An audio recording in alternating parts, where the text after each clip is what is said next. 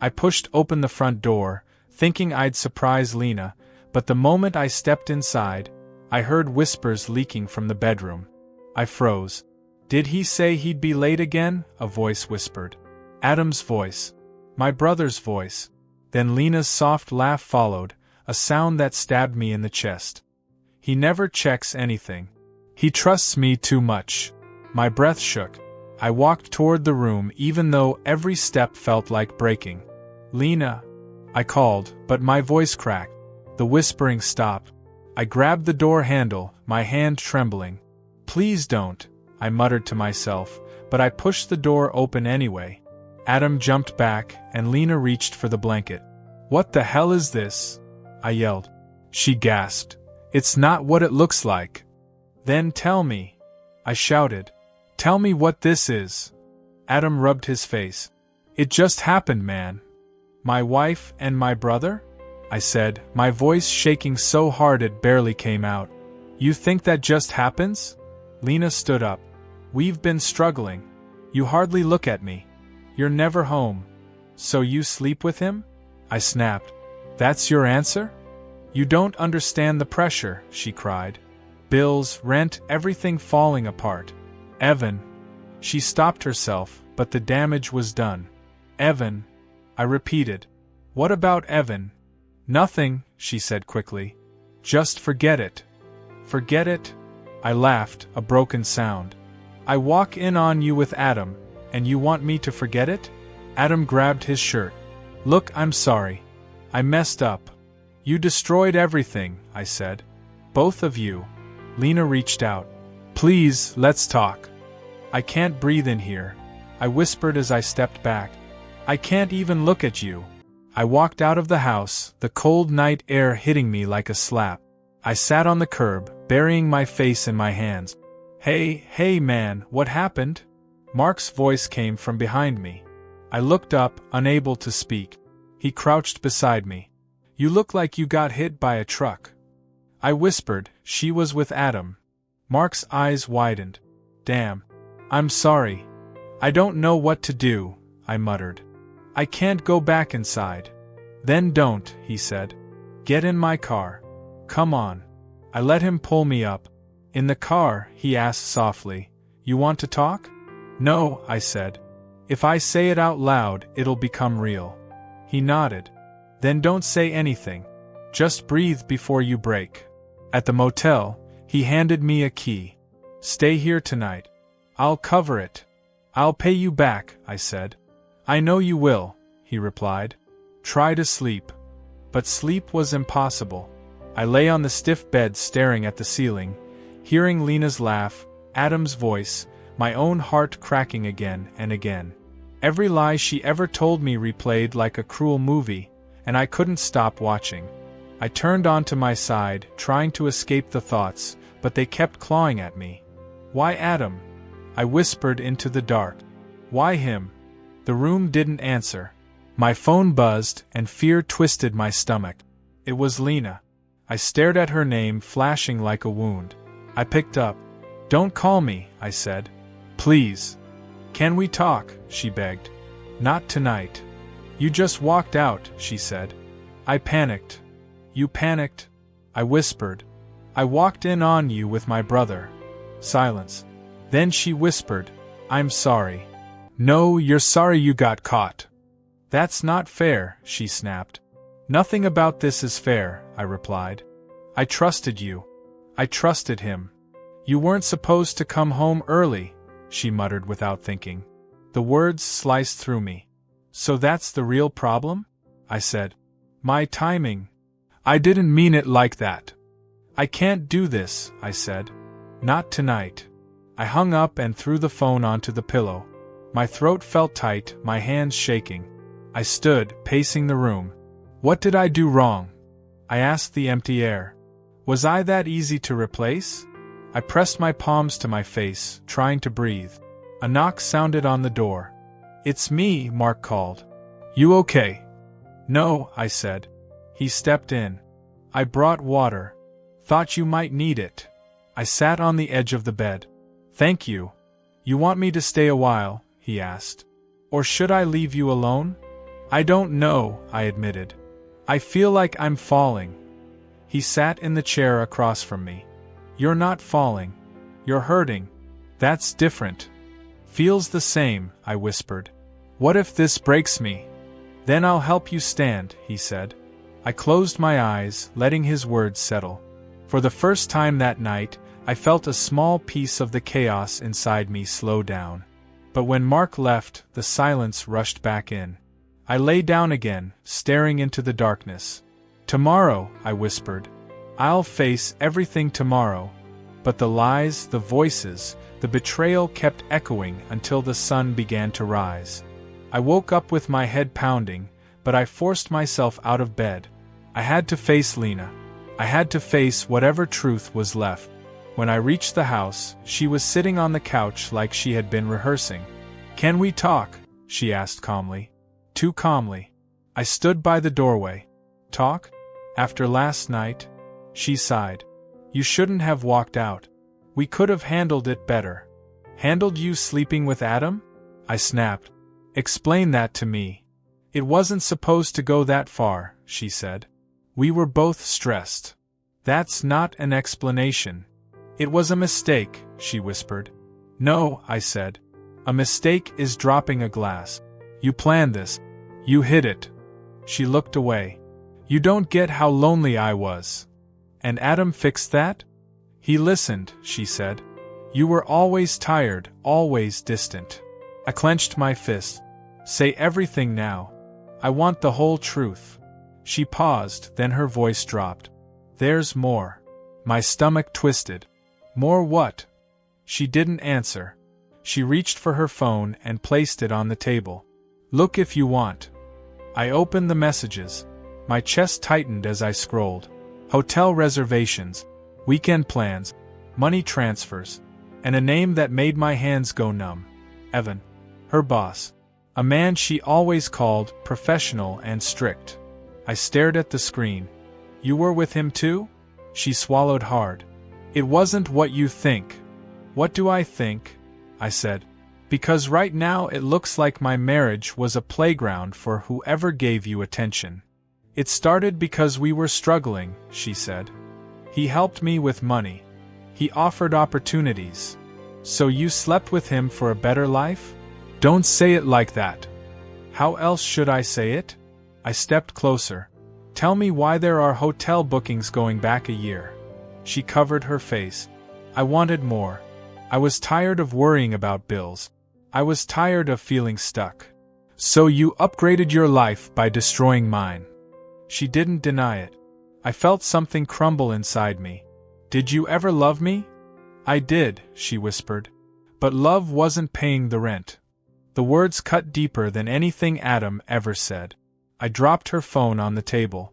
I thought Adam was the betrayal. But this is something else. You're overreacting. I stared at her in disbelief. Overreacting? My wife slept with my brother and her boss.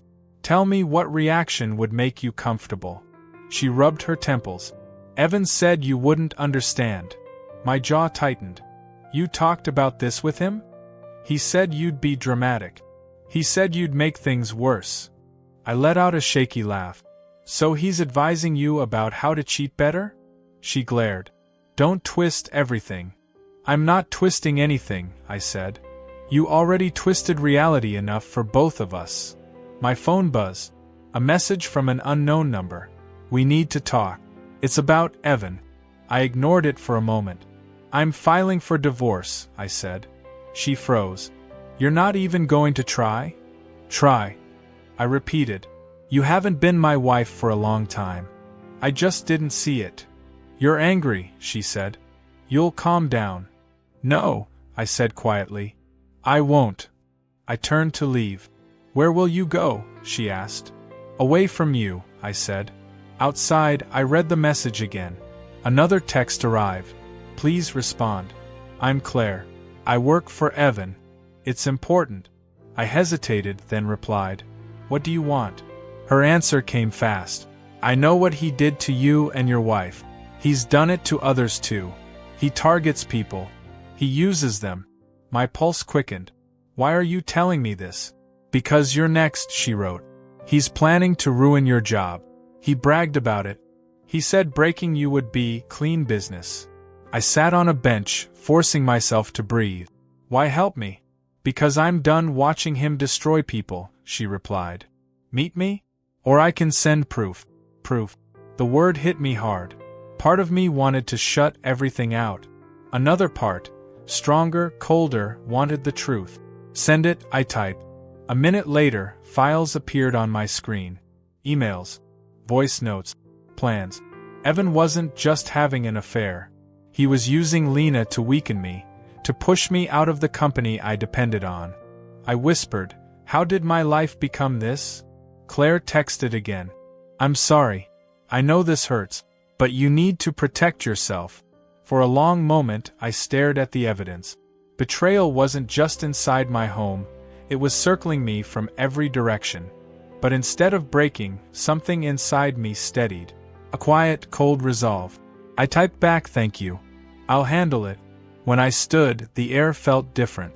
Heavy but sharper. Lena, Adam, Evan, they took everything they could. But now they would learn what I became when I had nothing left to lose. The courtroom felt colder than I expected. I sat across from Lena, trying to steady my breathing. She leaned back in her chair like she was already celebrating. "So this is it," she said. "You're really filing?" "I am," I replied. "I'm done." She smirked.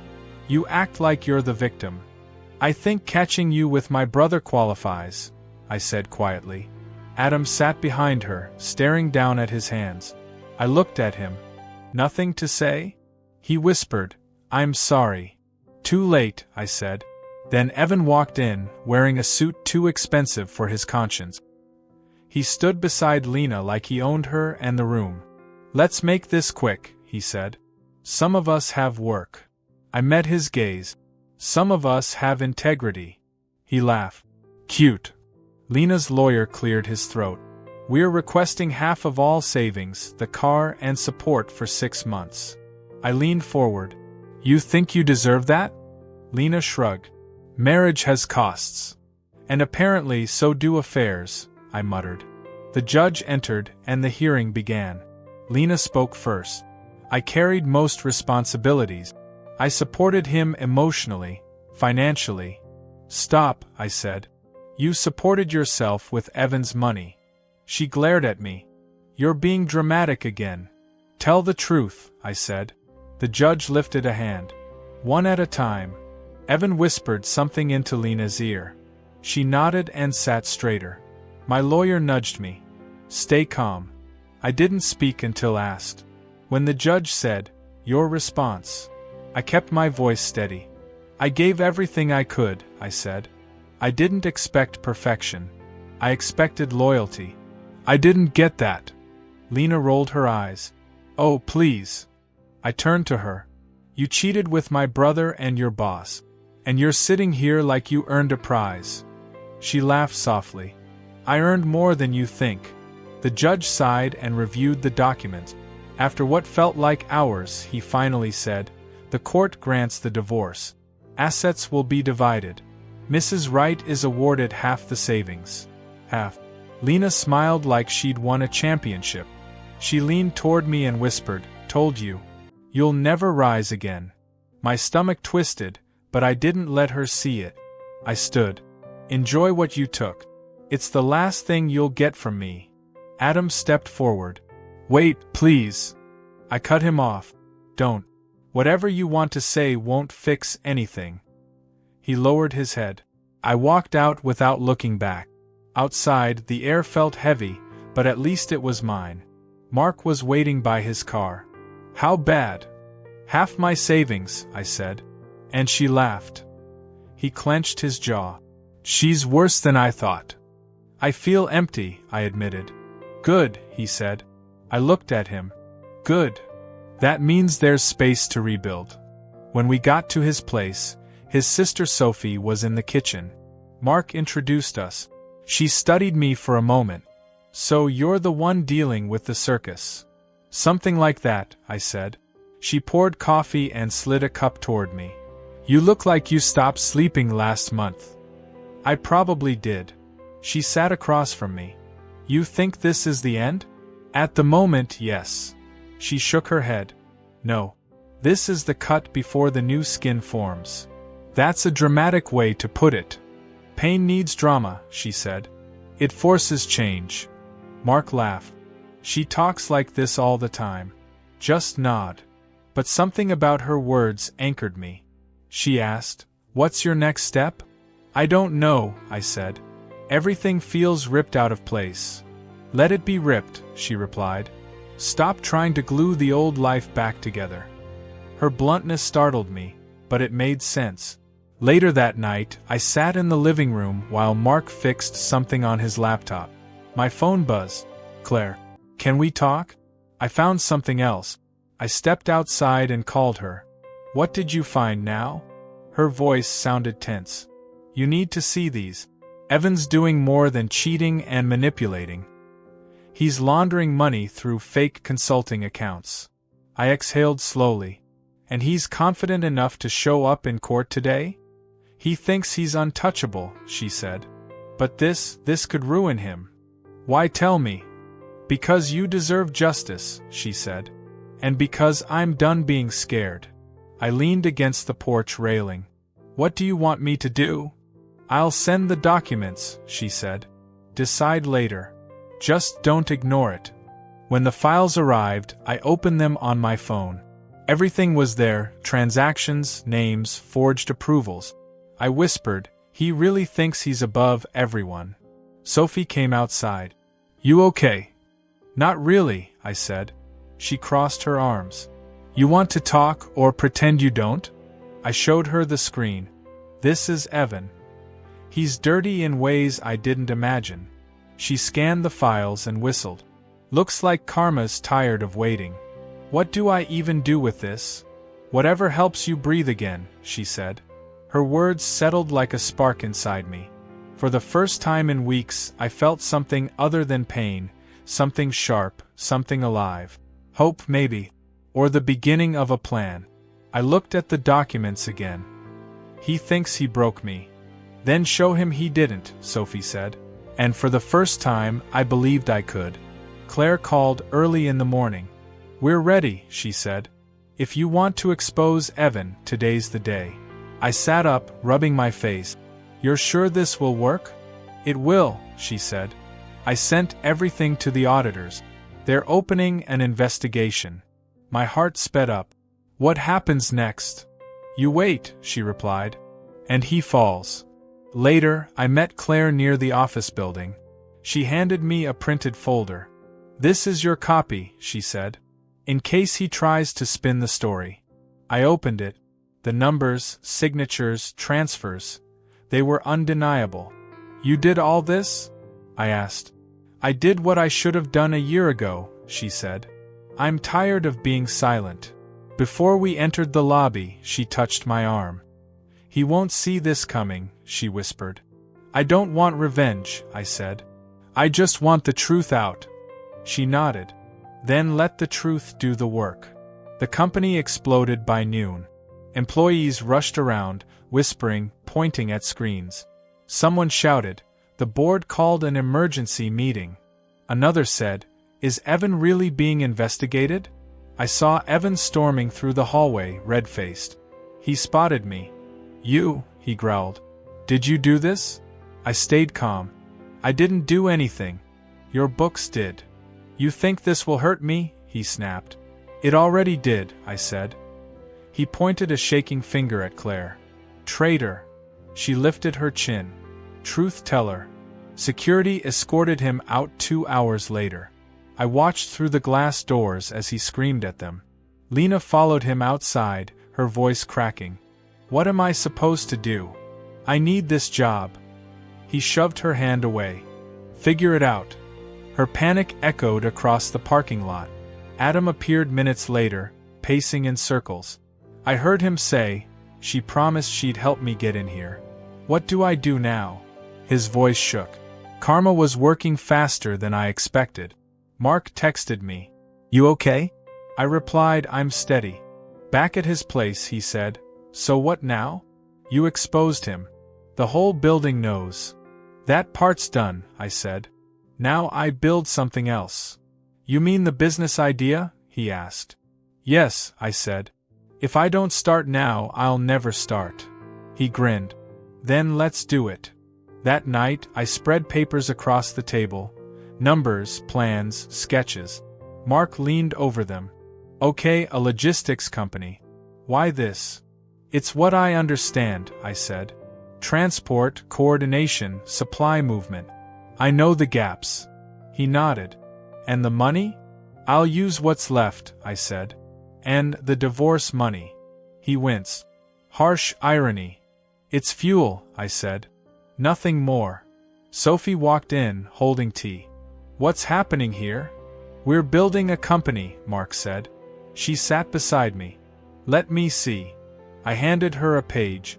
Branding ideas. But they're rough. She scanned it. They're not terrible, but they're not good either. I laughed. Thanks for the honesty. Honesty is my gift, she said. Let me help. You want to? Yes, she said. You need structure, and you need someone who knows how people think. Claire arrived later with her laptop. I want in, she said. I don't trust corporate anymore. You sure? I asked. She nodded. I'm done watching greedy men destroy everything. I'd rather build something real. We worked until 3 a.m. At one point, Mark said, You're not blinking anymore. I'm fine, I muttered. Sophie set a hand on my shoulder. Take a breath. Determination is good, but collapse is not. I exhaled slowly. If I stop, I'll think about everything I lost. Then keep moving, she said softly. But don't forget to live while doing it. Days blended together. Phone calls, meetings, rejections, small wins. Slowly, painfully, a foundation formed. 2 weeks in, Claire burst through the door of our rented office. We got a response. Mark jumped to his feet. From who? Titan Freight, she said. They want a meeting. I stared at her. You're serious? Her smile widened. Very. At the meeting, the director said, Your proposal is tight. Who wrote this? We all did, I said. He nodded. You're new. That's risky. But your plan covers ground the other companies ignore. I like bold ideas. So? I asked. He extended his hand. You have the contract. My chest felt warm for the first time in months. When we stepped outside, Mark yelled, We did it. Claire hugged him. This is huge. Sophie looked at me. And you? You're not even smiling. I touched my face. I don't know how to react. She stepped closer. Then say something. I'm proud, I whispered. She smiled. There it is. That night, after everyone left, I sat alone in the office. I opened my wallet and pulled out the last picture of Lena and me, our anniversary photo, fake smiles, fake stability. I stared at it for a long moment. Then I tore it in half. This is your beginning, I whispered to myself. The pieces fell into the trash, soft and final. I looked around the small office. Messy desks, empty coffee cups, half-finished plans. It wasn't perfect. It wasn't polished. But it was mine. For the first time, I felt the future shifting. Not away from what I lost, but toward what I was finally building. My empire didn't have towers or wealth yet. It had 4 people, 2 laptops, and a contract. And somehow, that felt stronger than anything I'd had before. I leaned back in my chair and let the truth settle. I wasn't broken anymore. I was beginning. My phone buzzed nonstop that morning. Mark hurried into my office. You saw the news? He asked. No, I said. What now? He tossed his phone onto my desk. Evan was arrested. Fraud. Money laundering. Everything Claire exposed. I stared at the headline. It actually happened. Mark grinned. He's finished. I whispered, good. Claire rushed in next. They froze his accounts. The board cut ties in minutes. You did this, I said. We did it, she replied. You took the risk. I supplied the evidence. My company was already growing, contract after contract. But hearing about Evan's downfall didn't give me joy, just closure. An email popped up. From Adam. Please talk to me. I messed up. I need help. Mark looked over my shoulder. You're not replying, right? No, I said. Some bridges stay burned. Hours later, Claire entered again. We got another request, she said. A big company wants to negotiate terms. Already? I asked. You're rising fast, she said. People are noticing. Sophie walked in carrying a box of mock-up designs. I brought new branding ideas, she said. Mark pointed at her. She hasn't slept either. Sophie smirked. Creativity doesn't sleep. She spread the mock-ups across my desk. What do you think? She asked.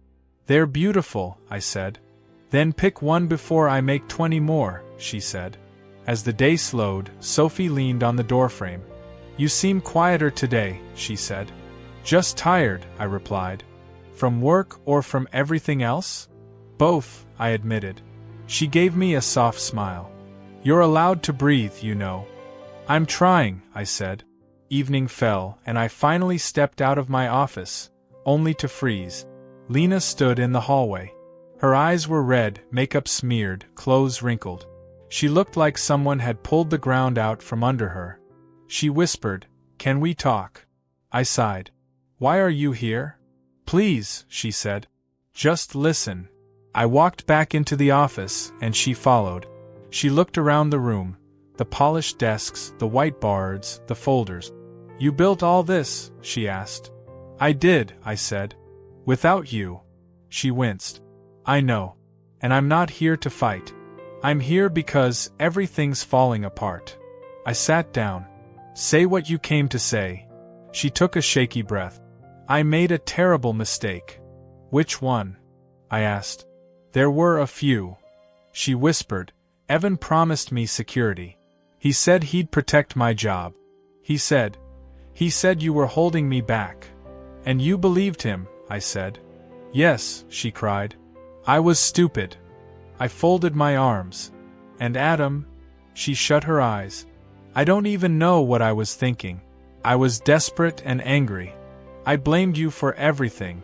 So now you want forgiveness?" "I want help," she whispered. "I lost my job. Evan cut me off before the arrest. Adam can't support himself. I'm drowning." Her voice cracked. "Please. I need you." For a long moment, I just studied her. The woman who once said she loved me, the woman who tore everything apart. "Lena," I said quietly, "you taught me the cost of trusting the wrong people. I'm not paying that price again." Her lips trembled. "So that's it? You won't help me at all?" "No," I said. "Not now. Not ever." She covered her face and cried. "I thought you'd still care." "I do," I said. "Just not in the way you want. I care enough to walk away." She looked at me through tears. "You're different." "I had to be," I said. "You made sure of that." She reached for my hand. I pulled away. "Don't," I said. "This office, these people, this is the life I built after you left me with nothing." "I didn't mean to destroy you," she whispered. "You didn't," I said. "You just exposed who I needed to become." She backed toward the door. "Goodbye," she whispered. "Goodbye," I said without hesitation. When she left, I exhaled deeply. For the first time, the weight didn't return. Sophie stepped in moments later. "She came, didn't she?" "Yes," I said. "You okay?" "I think so," I replied. She nodded. "Good. Because Claire's waiting with numbers, and they're too good not to celebrate." We joined Claire and Mark in the meeting room. Claire tapped a spreadsheet. "Here. Another major company wants our services. If we land this, we double our revenue." Mark raised his fist. "We're unstoppable." Sophie sat beside me. "You're handling everything better now." "I'm learning," I said. "To let go?" she asked. "To move forward," I said. "Letting go is just part of it." She smiled softly. "You know, I'm proud of you." I looked at her. "That means more than you think." Mark groaned dramatically. Okay, enough staring. Back to business. Sophie shoved him lightly. Jealous? Always, he joked. We worked late again, ideas bouncing between us. At one point, Claire said, You realize you're rising while everyone who hurt you is collapsing? I'm not watching them fall, I said. You're not curious? She teased. No, I replied. I'm just building my life. Sophie leaned her shoulder against mine. Good answer. When they finally left, I stayed a moment longer, staring at the city lights through the window. My world used to feel small. Now it felt open, wide, possible. Adam was begging, Lena was drowning, Evan was disgraced. But I wasn't celebrating their downfall. I was celebrating my rise, my rebuilding, my becoming. For the first time, I didn't feel anger or grief. Just momentum, just direction, just freedom. And I wasn't stopping. The morning sunlight hit the tall windows of my new office, and for a moment I just stood there, letting it warm my face. Mark walked in grinning. You're on the news again, he said. Fastest growing logistics company in the region. Nice ring to it. I smirked. I still can't believe it. You earned it, he said. Claire appeared next, holding a tablet. Reporters want statements. You want me to filter them? Just the serious ones, I said. She nodded. Already done. Sophie stepped in with 2 coffees. For the king of overthinking. I laughed. I wasn't overthinking. She raised an eyebrow. You stand at windows when you're thinking too much. It's your thing now. Maybe, I said. Or maybe I'm just enjoying the view. Before I could sit, Claire said, interview in 20 minutes. They'll ask how you grew so fast. I'll tell them the truth, I replied. Mark chuckled. Please don't mention trauma in the first sentence. No promises, I said. The interview began with bright lights and microphones. Your rise is unbelievable, the reporter said. What pushed you to start your own company? I answered simply. Losing everything. Everything. My marriage. My trust. My direction, I said. But sometimes broken pieces build stronger structures. The reporter smiled. That's powerful. When they left, Mark nudged me. Look at you. Talking like a philosopher. I lived enough pain to earn a few lines, I said. My phone buzzed. A long text from Adam. 1,000 words of apology. I'm sorry. I regret everything. Please talk to me. Please. I stared at it. Sophie asked, What's wrong? Adam, I said. He wants forgiveness. What do you want? I want peace, I said. So delete it, she replied. I did. No hesitation. Not long after, Claire walked in looking unsure. Someone's here for you. Who? I asked. She hesitated. Lena. My stomach tightened, but I nodded. Let her in. Lena entered slowly, like she was walking into a memory she didn't belong in anymore. You look different, she said. I am, I replied. She studied the office. You really built all this? Yes. And without me? With the divorce money, I corrected. She winced. I deserve that. I sat across from her. Say what you came to say. She took a shaky breath. I still love you. I looked at her carefully. Why now? Because I lost everything, she whispered. And I realized you were the only one who ever cared. I shook my head. No. You realized I moved on without falling apart. She wiped her tears. Can we try again? No, I said softly. Her voice cracked. Just like that. Just like that, I said. You didn't choose me when it mattered. She reached for my hand.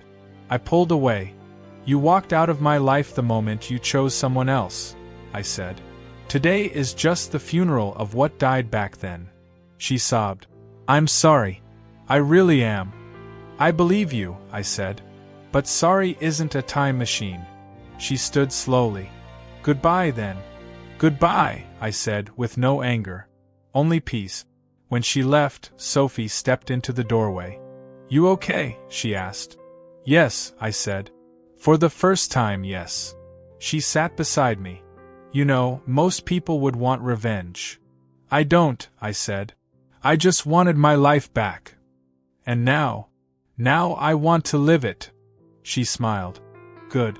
Because we have a meeting in an hour, and Claire is already panicking. I laughed. Then let's not make her panic alone.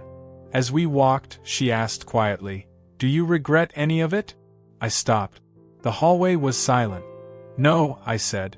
Everything they broke became the foundation I used to rise. She nodded slowly. That sounds like the truth. It is. The rest of the day moved quickly. Contracts, phone calls, new partnership. Claire ran into my office holding documents. Guess what? She said. What now? We got the expansion deal, she said. The biggest one yet. Mark shouted from the hallway, We're unstoppable. I laughed. A real laugh. Sophie leaned against my doorframe. See? New skin. What? Remember what I told you in the kitchen the first week you stayed with us? Pain cuts, but it also makes room. I nodded. You were right. Of course I was, she said. I'm always right. When evening came and everyone went home, I stepped onto the balcony alone. The city lights shimmered like stars fallen onto concrete. Cars moved like currents. Buildings rose like silent witnesses. I whispered, I did it. The wind carried the words back to me, almost like the world was agreeing. My past didn't sting anymore. It felt distant, like an old photograph I no longer recognized. My life wasn't ashes now. It was the fire rising out of them. I leaned on the railing, watching the world below. If betrayal was the spark, then this moment, was the blaze I built from it. And I wasn't done building. Not even close.